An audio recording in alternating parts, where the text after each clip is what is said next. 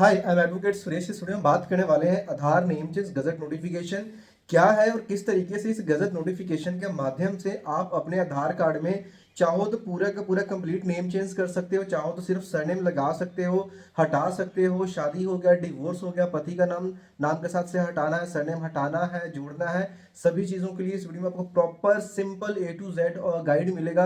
और किस तरह से लोग गजट नोटिफिकेशन के नाम पे बड़े बड़े स्कैम्स का शिकार हो रहे हैं, ऑनलाइन पैसा डालते हैं, उनके साथ स्कैम हो जाता है, इन सभी चीज़ों को पूरा कवर करने वाले हैं। सबसे पहले इसमें स्टार्ट करेंगे डॉक्यूमेंट्स से लेकर के। और एक सवाल लोगों का मेन रहता है कि हमारा छोटा बच्चा जिसकी एज 1-2 साल है, 3 साल 4 साल है, क्या उसका भी हम कर सकते हैं नाम चेंज? बिल्कुल, आप उसका भी कर सकते हो। उसका प्रोसेस अलग रहने वाला, डिपेंड करता है कि आपका केस और आपका मैटर क्या है। उस हिसाब से आपकी फाइल बनती है, सबमिशन होती है, गजट नोटिफिकेशन निकलता है। कुछ इस तरीके का हमें नोटिफिकेशन आपको मिलता है, जिसके बाद इसको लेकर के आप अपने नजदीकी आधार सेंटर में जाते हो, वहां से आपका नाम चेंज हो जाता है। एक इंपॉर्टेंट क्वेश्चन ये रहता है कि लोगों ने 2 बार ऑलरेडी अपना नाम कोई स्पेलिंग मिस्टेक पहले सही करवा लिया होता है, या फिर जब भी वो कुछ करते हैं तो उनका लिमिट क्रॉस करके आता है कि मान लो कहीं से उन्होंने गैजेट पहले से बनवा भी रखा है, लेकिन लिमिट क्रॉस हो चुकी है तो उनका रिजेक्ट हो जाता है। इसका भी एक सोल्यूशन है, वो भी इस वीडियो में आपको मिलने वाला है। सबसे पहले डॉक्यूमेंट से बात कर लेते हैं। देखिए, कोई भी आपको नाम लेना है, नया नेम लेना है या सरनेम लेना है, तो आपको 2 ID प्रूफ की जरूरत पड़ने वाली है। वो Aadhaar card, PAN card, passport, voter card, driving licence, marksheet, इनमें से कोई भी 2 डॉक्यूमेंट होने चाहिए। और ये जो 2 डॉक्यूमेंट होंगे वो पुराने नाम के ही होंगे। बहुत सारे लोगों का कंफ्यूजन है कि हमें नए नाम के डॉक्यूमेंट्स चाहिए, लेकिन ऐसा बिल्कुल भी नहीं है। आपके पास पुराने नाम के डॉक्यूमेंट्स होने चाहिए, क्योंकि सिंपल है भाई, अगर नए नाम के डॉक्यूमेंट होते तो हम गैजेट क्यों बनवाते। अगर 2 आपके डॉक्यूमेंट हैं आपके पास, तो आप गजट नोटिफिकेशन के लिए एलिजिबल हो। यहाँ पे हम जो बात कर रहे हैं सेंट्रल गवर्नमेंट की गजट नोटिफिकेशन की बात कर रहे हैं, जो भारत का राजपत्र आता था गजट ऑफ इंडिया, जो कि इंडिया में आप कहीं से भी हो, ये जो आपका गजट पब्लिश होता है ये दिल्ली से ही होता है। डॉक्यूमेंट्स की हमने बात कर ली। स्टेप्स यहाँ पे सिर्फ 3 इजी स्टेप्स हैं, 3 स्टेप्स आपको यहाँ पे फॉलो करने हैं। सबसे पहला स्टेप आता है एफिडेविट का। एफिडेविट बनाने के बाद जहां से भी आप वहां के नोटरी से टेस्ट करवाना है। किस केस में? अगर आप सुरेश कुमार से राकेश कुमार करवा रहे हो, पवन कुमार करवा रहे हो, उस केस में। ओके। और अगर आप सुरेश कुमार से सुरेश कश्यप करवा रहे हो, साहिल कश्यप करवा रहे हो, यानी आप सरनेम ले रहे हो और वो सरनेम आपके डॉक्यूमेंट में आपके पिता के नाम के साथ नहीं लगा है, तो उस केस में उसी एफिडेविट को आपने क्या करना है, 50 रुपीज वाले स्टैंप पेपर में प्रिंट निकाल करके, जो भी आपके नजदीकी SDM लगते हैं, मैजिस्ट्रेट या फिर तहसीलदार के साइन भी चल जाते हैं, उनसे अपने अटेस्टेशन करवानी है, ना कि नोटरी से। तीसरा केस, आप सरनेम ले रहे हो और वो सरनेम आपके पिता के नाम के साथ आपके डॉक्यूमेंट्स में है, तो अगेन आपका नोटरी से काम चल जाएगा। जैसे ही एफिडेविट अटेस्टेशन होता है, आपका फर्स्ट स्टेप कंप्लीट हो जाता है। देन सेकंड स्टेप आता है कि जिस भी स्टेट से हो, जिस भी डिस्ट्रिक्ट से हो, आपको वहां के एक न्यूज़पेपर में आपने एक पब्लिकेशन करना होता है। मेक श्योर जितना भी आप काम करो, सारा का सारा आप इंग्लिश मैटर में करो। बहुत सारे लोग आपको बोलेंगे कि 2 न्यूज़पेपर में ऐड देना होता है। भाई, उनको पैसे कमाने नहीं, सिर्फ एक न्यूज़पेपर का ऐड इनफ है आपके लिए गजट नोटिफिकेशन निकालने के लिए।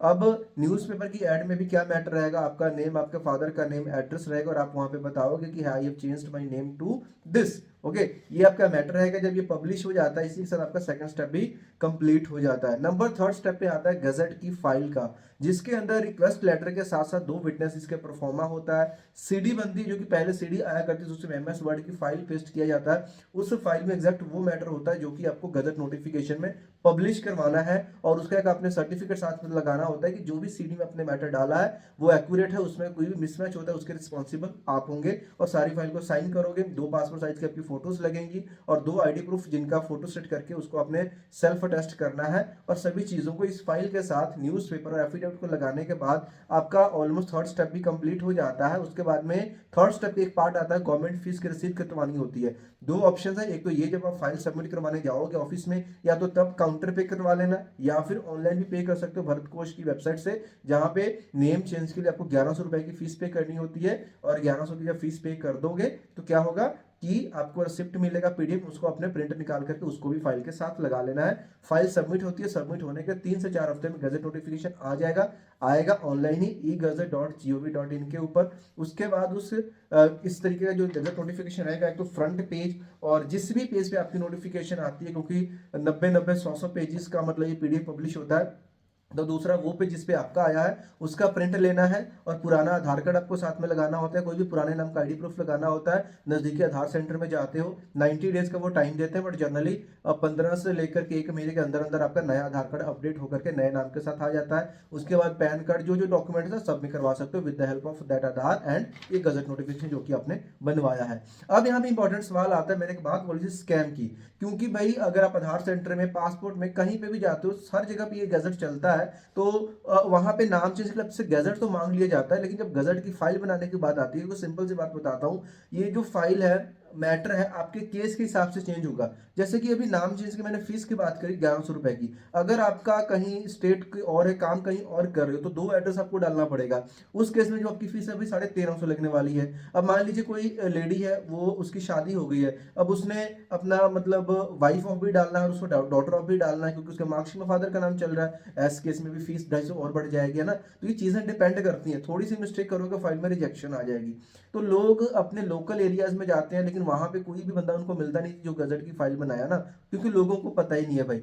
वो सामने वाले सेंटर वाले मांग तो लेते हैं, बनेगा कहाँ से वो भी उनको नहीं पता। फिर वो ऑनलाइन सर्चिंग में आते हैं, जहाँ पे बहुत सारे आजकल स्कैम्स चल रहे हैं, सभी की नहीं बात कर रहा, बट बहुत सारे स्कैम्स चल रहे हैं, जहाँ पे अगर आपके पास आईडी प्रूफ नहीं भी है ना, कुछ केसेस में आपको सही नाम के आईडी प्रूफ चाहिए होते हैं, जैसे कि मदर फादर के नेम का करेक्शन है, उस केस में आपको सही नाम के 2 आईडी प्रूफ देने होते हैं, और नहीं है तो भी वो बोलते हैं भाई कोई दिक्कत नहीं है, आप मेरे को ये डॉक्यूमेंट भेजो, कुछ भी नहीं करना, आपने एफिडेविट भी अटेस्ट नहीं करवाना, न्यूज़पेपर भी हम ही दे देंगे, ये कर देंगे। भाई एफिडेविट की जो अटेस्टेशन है वो आप ही के एरिया से होगा, सरनेम का केस है तो आप ही के एरिया के मजिस्ट्रेट एसडी में लगेगा, ठीक है। तो उन झांसे में आकर के लोग, उनको इतना कम अमाउंट बताया जाता है कि वो उनको पैसा डाल देते हैं, और सामने से बाद में बोला जाता है आपकी फाइल में रिजेक्शन है, ये प्रॉब्लम है, 2000 और दे दो, 5-6 और दे दो, ऐसे कर करके वो 15-15, 20-20 हजार तक का भी उनका नुकसान हो जाता है। और ऐसे काफी सारे हमारे पास केसेस आते हैं, तो इन सब चीजों से अपने बचना है। सबसे बेस्ट ये है कि भाई लोकल एरिया में जो भी आपके नजदीकी तहसील या कोर्ट है वहां पे जाइए, अगर कोई लॉयर आपको मिलता है जो ये काम करता है, आप उनसे करवाइए, कोई ट्रस्टेड बंदा जिसकी शॉप वगैरह है, जिसे आप ट्रस्ट कर सको, उससे काम करवाइए। अगर कोई भी नहीं कहीं मिलता है तो आपको नीचे व्हाट्सएप नंबर प्रोवाइड करवा दूंगा, फाइल से रिलेटेड कोई भी डाउट है, कुछ भी है, अपॉइंटमेंट लेकर के आप डायरेक्टली फोन पे बात कर सकते हो। गजट से रिलेटेड कोई भी आपको हेल्प की जरूरत है, हम आपकी यहाँ पे पूरी प्रॉपर हेल्प या गाइडेंस की जरूरत है वो कर देंगे। जो भी प्रोसेस रहेगा, जब मैसेज करोगे आपको पता चल जाएगा कि किस तरीके से अपने अपॉइंटमेंट को बुक करना है। तो टोटली पहले आप अपने लोकल में देखिए, अगर नहीं कहीं पे मिल रहा देन आप हमसे भी कांटेक्ट कर सकते हो, तो इसमें कोई भी दिक्कत है तो आपको प्रॉपर गाइडेंस दी जाएगी। एक चीज थी कि अगर लिमिट क्रॉस हो गई है, देखिए अगर आपकी लिमिट क्रॉस हो गई है, सारा प्रोसेस सेम रहने वाला है, नेम चेंज के लिए गजट नोटिफिकेशन निकलवा लेना, लेकिन ये जो अप्लाई करोगे आप अपने आसपास के किसी सेंटर से अप्लाई ना करके, जो रीजनल सेंटर्स हैं, जो रीजनल ऑफिस बने हैं, जिसकी लिस्ट आपको आधार की वेबसाइट या गूगल करके मिल जाएगी, तो वहां पे जाइए, वहीं से काम होगा। किसी भी सर्विस ये जो मतलब ये कस्टमर पॉइंट के सर्विस सेंटर्स बने हुए हैं, उस वहां से नहीं होगा, या आधार सेंटर जो बैंक्स में वहां से नहीं होगा, ये रीजनल ऑफिस होगा जिनकी लिमिट क्रॉस है, लेकिन होगा ये गजट नोटिफिकेशन से। तो आई होप कि आपके सारे पॉइंट्स क्लियर हो गए हैं। कोई डाउट क्वेश्चन तो कमेंट बॉक्स में पूछ सकते हो। वीडियो पे नया तो वीडियो को लाइक करें, चैनल को सब्सक्राइब करें, ताकि इस तरह की और भी लीगल वीडियो आपको पहुंचे। उससे पहले मिलते हैं नेक्स्ट वीडियो में किसी और इन्फॉर्मेशन साथ, तब तक के लिए बाय बाय।